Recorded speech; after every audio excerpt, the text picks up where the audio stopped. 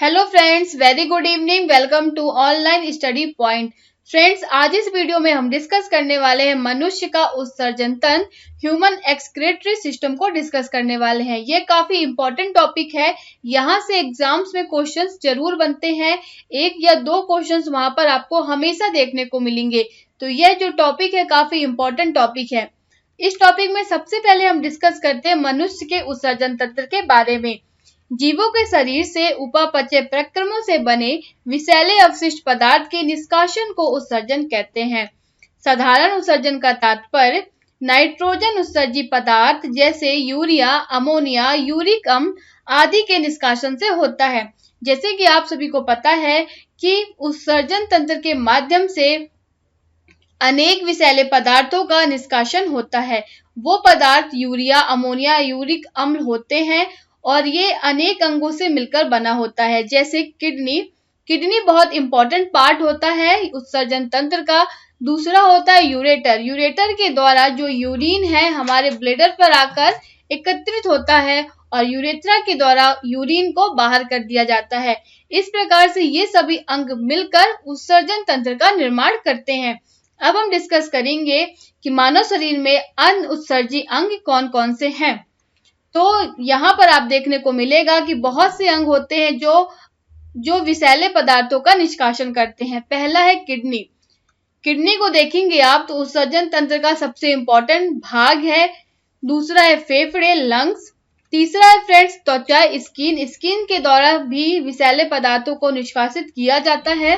चौथा है लिवर और पांचवा है फ्रेंड्स आंत। इस प्रकार से हमने यहाँ पर मनुष्य के उत्सर्जी अंगों को डिस्कस किया। अब हम सब इन पार्ट्स को एक एक करके डिस्कस करेंगे। सबसे पहले हम डिस्कस करेंगे वृक्क, किडनी को। मनुष्य एवं अन्य स्तनधारियों में मुख्य उत्सर्जी अंग जो होता है एक जोड़ा वृक्क होता है। बिल्कुल, मनुष्य के शरीर में 2 किडनी पाई जाती हैं जिनका वजन लगभग 140 ग्राम का होता है। यानी कि एक किडनी का वजन 140 ग्राम और दूसरी किडनी का वजन 140 ग्राम। ये जो किडनी है उत्सर्जन तंत्र का सबसे इंपॉर्टेंट पार्ट होता है। इसके 2 भाग होते हैं। पहला जो बाहरी भाग को देखे तो कॉर्टेक्स कहलाता है, जबकि भीतरी भाग को इसके मेडुला कहते हैं। वयस्क मनुष्य में प्रत्येक वृक्क कम से कम 4 से 5 इंच तक लंबा होता है, 2 इंच तक चौड़ा और लगभग 1.5 इंच तक मोटा होता है। एक वृक्क की बात हो रही है फ्रेंड्स, दोनों की नहीं। दोनों की जो लंबाई चौड़ाई है वो सेम होती है। नेक्स्ट पॉइंट देखें तो वृक्क की जो भीतरी अवतल सतह है वो हाइलम कहलाती है। आपको यहाँ पर डायग्राम दिख रहा होगा। ये जो इसकी भीतरी सतह कहलाती है वो हाइलम कहलाती है। आप मेरे इसको पॉइंट को देख सकते हैं। अगले पॉइंट की बात करें तो प्रत्येक व्यक्ति के वृक्क यानी किडनी में 13 लाख रक्त नलिकाओं से मिलकर बना होता है। यहाँ पर आप देखिए ये जो छोटी छोटी धारियां दिख रही है हमारी किडनी के ऊपर, ये रक्त नलिकाएं होती हैं। ये लगभग 13 लाख मिलकर एक वृक्क का निर्माण करती हैं, जिन्हें हम नेफ्रॉन कहते हैं। नेफ्रॉन ही वृक्क की कार्यात्मक इकाई होता है। तो थोड़ा सा डिस्कशन हम यहाँ पे नेफ्रॉन के बारे में देखेंगे। तो अब हम डिस्कस करेंगे नेफ्रॉन की संरचना। नेफ्रॉन की उत्सर्जन इकाई भी कहा जाता है क्योंकि नेफ्रॉन लगभग 13 लाख की संख्या में मिलकर एक जाल की तरह किडनी का निर्माण करते हैं। नेफ्रॉन को उत्सर्जी इकाई भी कहा जाता है। बिल्कुल, यहाँ पर आप देख सकते हैं इस प्रकार की जाल रूपी संरचना हमारे किडनी पर पाई जाती है। प्रत्येक नेफ्रॉन में एक छोटी सी प्याली नुमा संरचना होती है जिसे वोमेन संपुट कहते हैं। यहाँ पर आप देख सकते हैं ये जो संरचना है ये कहलाती है वोमेन संपुट, जो कि हर किडनी में ये पाई जाती है। यह नेफ्रॉन ही रुधिर के रासायनिक संगठन का वास्तविक नियंत्रण करते हैं। नेफ्रॉन ही रुधिर के रासायनिक संगठन का वास्तविक नियंत्रण करते हैं। यहाँ पर आप देखेंगे नेफ्रॉन के बारे में हमने जाना ये लगभग जाल सी संरचना में 13 लाख से अधिक रक्त नलिकाओं मिलकर वृक्क का निर्माण करती हैं और इसमें एक प्याली नुमा वोमेन संपुट पाया जाता है, जो क्या करता है उसका एक इम्पोर्टेंट वर्क है कि रुधिर के रासायनिक संगठन का वास्तविक नियंत्रण करता है। इस प्रकार से हमने यहाँ पर नेफ्रॉन के बारे में जाना। अब हम डिस्कस करेंगे कि जो किडनी है हमारी, उसमें रक्त की आपूर्ति कैसे होती है। बोमेन संपुट में पतली रुधिर कोशिकाओं का एक कोशिका गुच्छा पाया जाता है। जैसे कि आप डायग्राम पे भी देख सकते हैं। डायग्राम ऐड करने का एक यही मोटो रहता है कि आप सभी को प्रॉपर समझ में आए। तो जो बोमेन संपुट होता है, बोमेन कैप्सूल होता है फ्रेंड्स, उसमें रुधिर कोशिकाओं का एक गुच्छा पाया जाता है जो 2 प्रकार की धमनियों से बनता है, चौड़ी अभिवाही धमनिका और पतली अपवाही धमनिका। चौड़ी अपवाही धमनिका की बात करें तो इसमें क्या होता है, जो ब्लड है इसके माध्यम से ब्लड हमारे किडनी में प्रवेश करता है। जबकि पतली अपवाही धमनिका की बात करें तो इसके माध्यम से जो हमारा ब्लड है वो हमारी किडनी से बाहर होता है। तो आपने यहाँ पर जाना कि हमारी जो किडनी है उसमें रक्त की आपूर्ति किस टाइप से होती है। अब हम यहाँ पर डिस्कस करेंगे नेफ्रॉन के कार्य करने की विधि। वृक्क के भीतर नेफ्रॉन लगभग द्वारा 2 महत्वपूर्ण कार्य संपन्न होते हैं।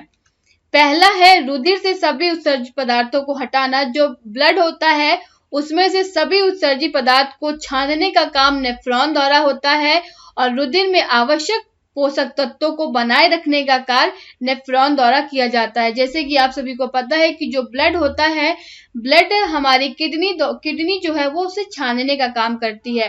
तो ये जो कार्य संभव हो पाता है वो नेफ्रॉन के द्वारा ही हो पाता है।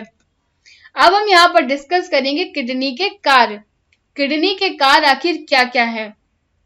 वृक्क के विभिन्न अवशिष्ट पदार्थों को मूत्र के रूप में शरीर से बाहर निकालता है। यह रक्त में हाइड्रोजन आयन सांद्रता का नियंत्रण करता है। यह रक्त के परासरणी दाब एवं उसकी मात्रा का नियंत्रण करता है। यह रुधिर तथा ऊतक द्रव्य में जल एवं लवणों की मात्रा को निश्चित बनाए रखता है। यह कुछ पोषक तत्वों के अधिशेष भाग जैसे शर्करा, एमिनो अम्ल आदि का निष्कासन करता है। दवाइयां, विष इत्यादि जिनका शरीर में कोई प्रयोजन नहीं होता उनका निष्कासन करता है। मेनली हम देखें कि जो किडनी है उसका सबसे इम्पोर्टेंट कार्य ही यही होता है कि जो विषैले तत्व हैं, जो विषैले पदार्थ हैं, उनको शरीर से बाहर निकालने का जो काम है किडनी के द्वारा किया जाता है एवं अन्य उत्सर्जी अंगों के माध्यम से किया जाता है। तो हमने यहाँ पर किडनी के वर्क को डिस्कस किया एवं हमने किडनी टॉपिक को डिस्कस किया। यहाँ पर मैंने कुछ इंपॉर्टेंट पॉइंट्स लिए हैं जो काफी इंपॉर्टेंट हैं। जैसे कि जो किडनी है प्रति मिनट औसतन 125 मिलीलीटर अर्थात दिन भर में 180 लीटर रक्त को फिल्टर करता है। यानी कि इस पॉइंट को आप नोट कर लें, काफी इंपॉर्टेंट पॉइंट है। जो किडनी है फ्रेंड्स प्रति मिनट औसतन 125 मिलीलीटर अर्थात दिन भर में 180 लीटर रक्त को फिल्टर करता है। इसमें से 1.5 लीटर मूत्र रोजाना बनता है। यानी कि जब ब्लड 180 लीटर रक्त को फिल्टर करता है तो उससे 1.5 लीटर यूरिन बनता है। नेक्स्ट पॉइंट है, जो हमारा यूरिन होता है उसमें 95% जल होता है, 2% लवण होते हैं, 2.7% यूरिया एवं 0.03 यूरिक अम्ल होते हैं। काफी इंपॉर्टेंट पॉइंट है फ्रेंड्स, आप इसको नोट ही कर लीजिएगा। मूत्र का हल्का पीला रंग उसमें उपस्थित यूरोक्रोम के कारण होता है और ये जो यूरोक्रोम बनता है फ्रेंड्स वो हीमोग्लोबिन के विखंडन से बनता है। हीमोग्लोबिन के बारे में बता दूं, यह एक प्रकार का प्रोटीन है जो हमारे ब्लड में पाया जाता है। इसके जो केंद्रक में, हीमोग्लोबिन के केंद्रक में लौह तत्व भी होता है। मूत्र का जो यूरिन का जो पीएच मान होता है वो 6 होता है एवं जो इसकी प्रकृति होती है वो अम्लीय होती है। व्यक्ति में बनने वाला जो पथरी है, आपको पता है कि जो ह्यूमन होते हैं, जो मानव होते हैं, उनकी किडनी में हमेशा पथरी बनती है कि स्टोन बन जाता है। तो वो जो स्टोन होता है वो कैल्शियम ऑक्सलेट का बना होता है। हमने यहाँ पर किडनी के बारे में डिस्कस किया। अब हमारा मानव शरीर का दूसरा उत्सर्जी अंग फेफड़ा, लंग्स के बारे में डिस्कस करेंगे। यह श्वसन के साथ साथ उत्सर्जन का कार्य भी करता है। फेफड़े द्वारा 2 प्रकार के गैसीय पदार्थों कार्बन डाइऑक्साइड व जल वाष्प का उत्सर्जन होता है। कुछ पदार्थ जैसे लहसुन, प्याज और कुछ मसाले जिनमें कुछ वाष्पशील घटक पाए जाते हैं, उनका उत्सर्जन भी फेफड़ों के माध्यम से होता है। तीसरा था फ्रेंड्स त्वचा, स्किन। त्वचा में उपस्थित तेली ग्रंथियां एवं श्वेत ग्रंथियां क्रमशः सीबम एवं पसीने का स्राव करती हैं। त्वचा भी हमारे एक प्रकार से ग्रंथियों के माध्यम से पसीना निकालती है। जो भी तत्व विषैले होते हैं तेल, तो उन्हें हमारे स्किन के द्वारा भी निकाला जाता है। तो सीबम एवं पसीने का निकालती है हमारी त्वचा। सीबम एवं पसीने के साथ अनेक उत्सर्जी पदार्थ को भी बाहर हो जाते हैं। बिल्कुल, ये एक उत्सर्जी अंग है, हमारा स्किन भी अपना कार्य करता है। नेक्स्ट फ्रेंड्स, लिवर भी एक प्रकार का उत्सर्जी अंग है। ये यकृत कोशिकाएं अमीनो अम्ल तथा रुधिर की अमोनिया को यूरिया में परिवर्तित करके उत्सर्जन का कार्य करती हैं। यकृत तथा प्लीहा कोशिकाएं टूटी फूटी रुधिर कोशिकाओं को विखंडित कर उन्हें रक्त प्रवाह से अलग करती हैं। यकृत कोशिकाएं जो होती हैं फ्रेंड्स, हीमोग्लोबिन का भी विखंडन कर उन्हें रक्त प्रवाह से अलग करती हैं।